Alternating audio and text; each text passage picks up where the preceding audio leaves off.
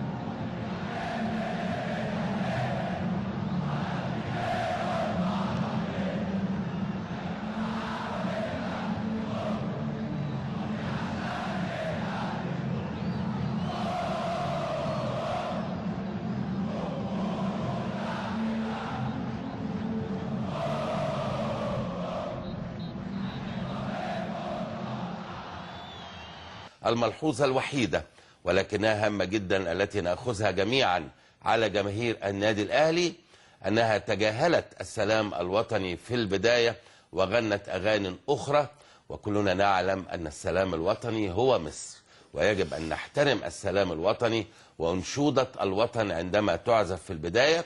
وهذه المرة الثانية على التوالي للألتراس الأهلاوي أن يتجاهل عزف السلام الوطني. مع الأسف الشديد بعد كل البعد عن النشيد الوطني وانشغل بأمور لا قيمة لها بجانب قطعا الوطن والنشيد الوطني.